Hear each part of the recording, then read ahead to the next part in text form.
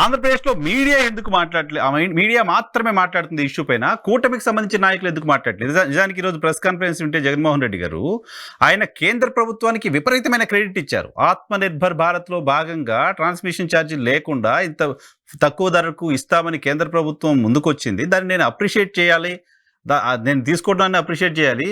ఆ లెటర్ని నేను పక్కన పెట్టుంటే ఆ రోజు తక్కువకి ఇస్తా అంటే కూడా కొనకుండా ఎక్కువ కొన్నారు అనే దుష్ప్రచారం ఈ రోజు జరిగేది కదా అనే పాయింట్ మాట్లాడారు. లాజిక్ కదా.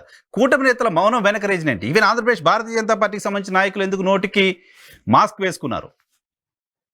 ఆంధ్రప్రదేశ్ బీజేపీ నాయకులు బీజేపీ భవిష్యత్తు కన్నా వ్యక్తిగత భవిష్యత్తుకి టాప్ ప్రయారిటీ ఇస్తున్నట్టుగా నాకు అనిపిస్తుంది. మీరు ఏ పాయింట్ ఆఫ్ వ్యూ చూసుకోండి, వాళ్ళ వ్యక్తిగత ప్రయోజనం ఇప్పుడు కూటమితో ముడిపడి ఉంది. ఇప్పుడు కూటమి లీడ్ చేసే చంద్రబాబు నాయుడు గారు ఇప్పుడు 14 లక్షల కోట్ల అప్పైనా ఇంకోటైనా ఖచ్చితంగా ఆంధ్రప్రదేశ్ బీజేపీ నాయకత్వం బీజేపీ జాతీయ నాయకత్వానికి మంచి పేరు తేవట్లేదు.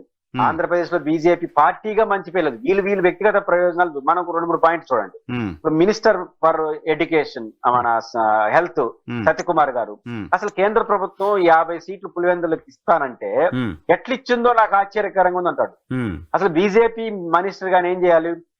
మా పార్టీ కాబట్టి పులివెందులకి 50 సీట్లు వచ్చింది, మోడీ గారు ఇచ్చారని కడప జిల్లా అంతా తిరిగి ప్రచారం చేసుకొని ఆయన సగమే చేసినాడు, మిగతా సగం నేను చేసి ఈ రాష్ట్రానికి బీజేపీ ఇన్ని వేల సీట్లు ఇవ్వబోతోందని క్రెడిట్ కొట్టాల్సిన ఆ ఇచ్చిన 50 సీట్లు ఎట్టిచ్చిందో తెలియదంటే బీజేపీ మీద కూడా కోపం వస్తుంది కదా ప్రజలకి.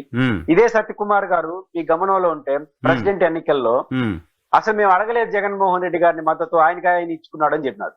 వెంటనే కేంద్ర మంత్రి అడగడం కాదు కదా, రాష్ట్రపతి ఎవరుంటే బాగుంటుందో జగన్తో చర్చించామని ట్విట్టర్లో పెట్టాడు.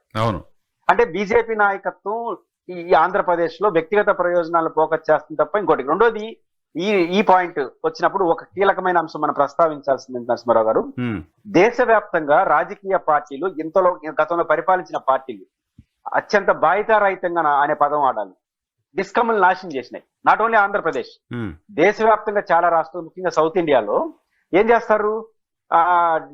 రైతులకు ఉచిత విద్యుత్ అంటారు, సబ్సిడీలకు ఉచిత విద్యుత్ అంటారు. మనకు 3 విభాగాలు ఉంటాయి విద్యుత్ విభాగంలో, జనరేషన్, ట్రాన్స్మిషన్ అండ్ డిస్ట్రిబ్యూషన్. ఇప్పుడు జనరేషన్ వాళ్ళు జనరేట్ చేస్తారు, ట్రాన్స్మిషన్ వాళ్ళు ట్రాన్స్మిషన్ పెద్ద కనపడదు మనకు. డిస్కమ్లు క్రూషియల్ గా ఉంటాయి. ఇప్పుడు డిస్కమ్లు ఏం చేయాలి? జనరేషన్ చేసిన కంపెనీల దగ్గర విద్యుత్ కొని వినియోగదారుడికి ఇచ్చి ఆ డబ్బులు వసూలు చేసుకోవాలి. ఇక్కడ ఏమవుతోంది? ప్రభుత్వాలు అన్ని సబ్సిడీ, ఇప్పుడు ఉదాహరణ రైతులకు ఉచిత విద్యుత్ నువ్వు ఇయ్యొచ్చు, కానీ డిస్కమ్ల దగ్గర ఉచితంగా ఇస్తారా? ప్రభుత్వాలు చెల్లించట్లేదు కదా. వేల కోట్లు డిస్కమ్లు అప్పులు పడిపోయినాయి. మనకు బెస్ట్ ఎగ్జాంపుల్ జర్నలిస్టుల పాసులు చూడండి. ఆర్టీసీకి జర్నలిస్టులకు అంతా ఫ్రీ పాస్ ఇస్తారు, దానికి ఏం మిస్మెంట్ ఇది రాష్ట్ర ప్రభుత్వం. మా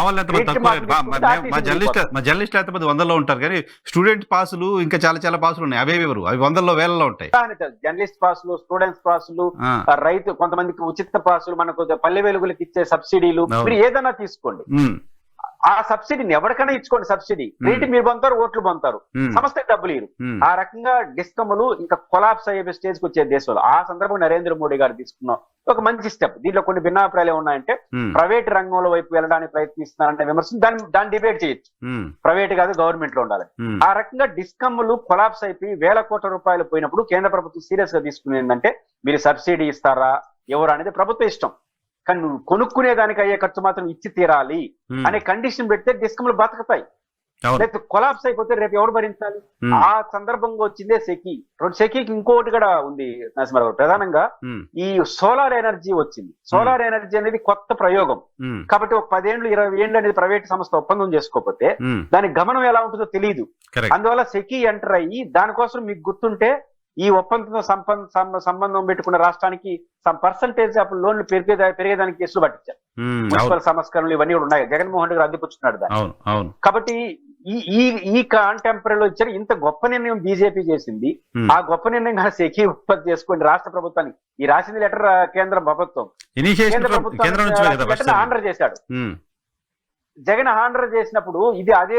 ఇంకో మాట కూడా చెప్తాను, ఈ రోజు ఆంధ్రప్రదేశ్ లో చేసిన అల్లరి రేపు పార్లమెంట్ లో బీజేపీ మెడకు చుట్టుకుంటుంది. ఇప్పుడు రేపు ఇంకా వైసీపీ నాయకులు పెద్దగా పట్టించుకున్నట్లు ఆంధ్రప్రదేశ్ లో చంద్రబాబు నాయుడు గారు, పవన్ కళ్యాణ్ గారు, సత్యకుమార్ గారు చేసే ఉపన్యాసాలు పార్లమెంట్ లో ప్రస్తావిస్తున్న పరిస్థితి ఏంది?